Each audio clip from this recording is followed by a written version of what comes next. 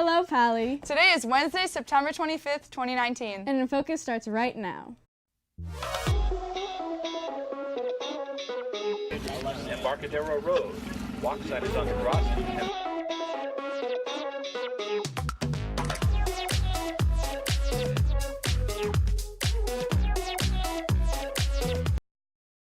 Impeachment proceedings against President Trump. More college visiting campus. And a local ultimate frisbee team. All that and more coming up on today's show. Welcome to InFocus. I'm Bella Koutsayanis. And I'm Lula Gaither. There's a lot going on around campus. Here are some important announcements from today's campus bulletin. There will be a boys soccer preseason meeting at the El Camino Field bleachers at lunch on Tuesday, October 1st. To go over tryouts, if students have questions prior to the meeting, they should stop by room 812. The National Deej Inclusion Tour is holding a local event with the award-winning documentary Deej about autism and inclusion. As part of the tour, there will be a screening of Deej at Polly's Haymarket Theater on Thursday, October 10th at 6:30 p.m. for all community members, as well as an exclusive 4 p.m. showing for PAUSD educators. The events are free and open to the public. As a reminder to all Pally seniors, senior portraits and baby ads are due to the yearbook staff by October 11th. The Silicon Valley Jewish Film Festival is looking for students interested in film and storytelling to volunteer as ushers during the festival in Palo Alto. The festival takes place October 28th through November 6th at Palo Alto Square.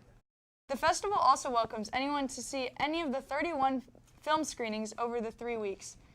There are group rates available for your purchase for 10 or more tickets. For more information, please go to the link on screen. There are a lot of colleges visiting over the next couple of days. Southern Oregon University comes today at 2:05. St. Olaf University comes tomorrow at 9:05. And also tomorrow, Boston University will be here at 10:05, and Wheaton College will be here at 1. On Friday, School of the Art Institute of Chicago will visit at 1. Students should make sure to get a pass for their college and career from the College and Career Center in order to attend. The number of colleges who come to Pally is impressive, but college would likely be a different experience without the U.S. Constitution, and something else that was proposed on this day. Our resident historian Yasmin Frajikovic is here to tell us more about the Bill of Rights. That's right, Bella and Lulu. On this day in 1789, the U.S. Congress proposed the first 12 amendments to the Constitution. Although the first 2 weren't ratified, numbers 3 through 12 became what we know today as the Bill of Rights, which protects freedom of speech and religion, the right to bear arms, a trial by jury, and more. These amendments were a part of a compromise that helped convince critics to support the new Constitution. That's all from me. Back to you in the studio. Thanks for that history lesson, Yasmin. I learned a lot about the Bill of Rights. Now, let's move on to today's News Minute, where we'll talk about another aspect of our Constitution, impeachment. House Speaker Nancy Pelosi announced yesterday that the House of Representatives would launch a formal impeachment inquiry into President Donald Trump. I'm directing our 6 committees to proceed with their investigations under that umbrella of impeachment inquiry. The president must be held accountable. No one is above the law. I'm directing our 6 committees to proceed with their investigations under the umbrella. The announcement comes in response to a recent whistleblower report that the president pressured Ukraine's president into investigating Trump's political opponent, former Vice President Joe Biden, and his son. Another parent will spend time behind bars for his part in the college admissions scandal known as Operation Varsity Blues. A federal judge sentenced Devin Sloan to 4 months in prison as part of the scam. He pleaded guilty to paying $250,000 to get his son into USC on a fake water polo scholarship. Sloan is the second parent to be sentenced to jail time. Actress Felicity Huffman was the first. Almost 3 dozen other parents currently await trial in the scandal.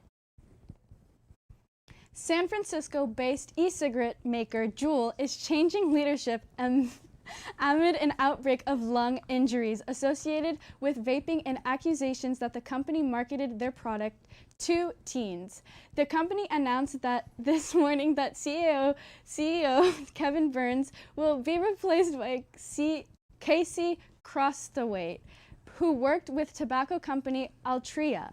Juul has also said it will stop all TV, print, and digital ads and cut back on its lobbying efforts.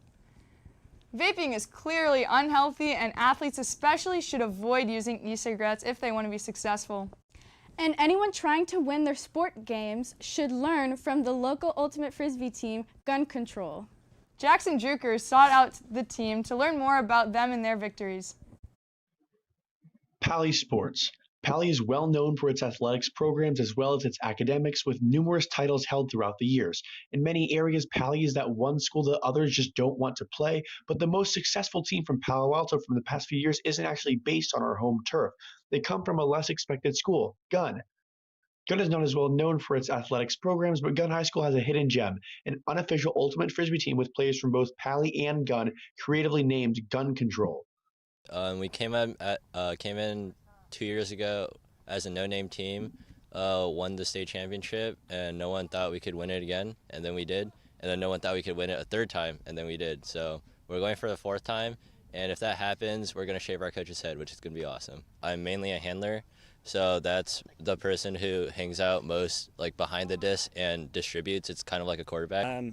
The first state championship stood out a lot because I don't think we had any idea that we were going to win that year. We actually lost the first game of that tournament, and the only way that we could save ourselves from being eliminated was by beating the top seed, who we had never beat before, and actually had gone undefeated that entire year.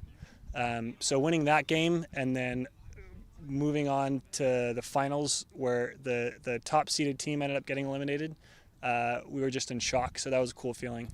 With all they've done, I thought I'd ask the coach and players what the team's best accomplishment is. Honestly, I think it's just winning states 3 years in a row.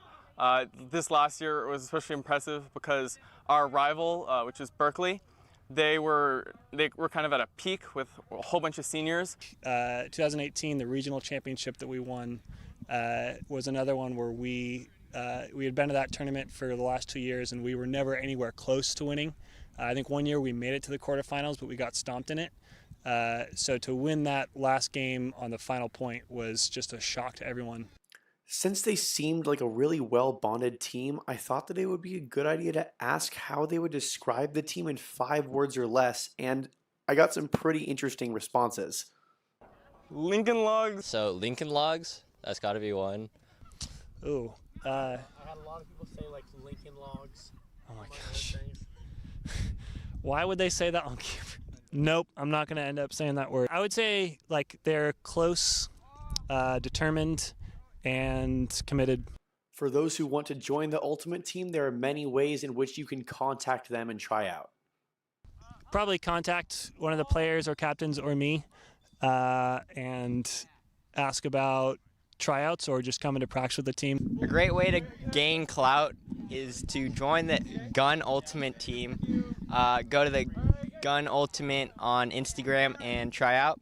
You'll gain instant clout. Ultimate Frisbee is a great way to make new friends, try something new, and most importantly, have some fun. For InFocus, I'm Jackson Drucker. 4, 5, 6.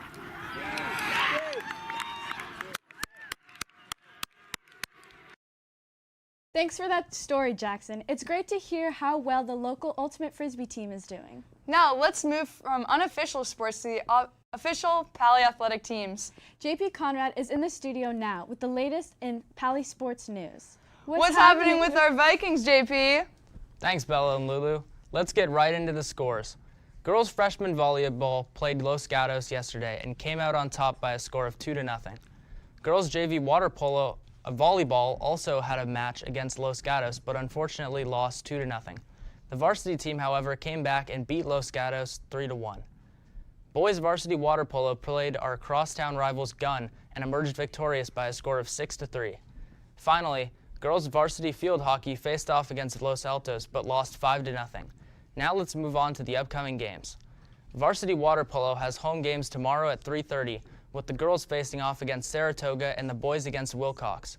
At 4 o'clock, girls varsity field hockey plays Archbishop Mitty on Pally's lacrosse field.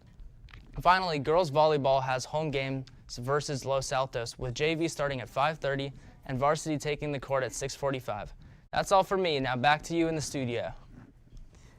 Well, that does it for today's episode. Be sure to visit our website and check out old episodes, check the bulletin, or send us an email. Until next time, have a great day, Pally.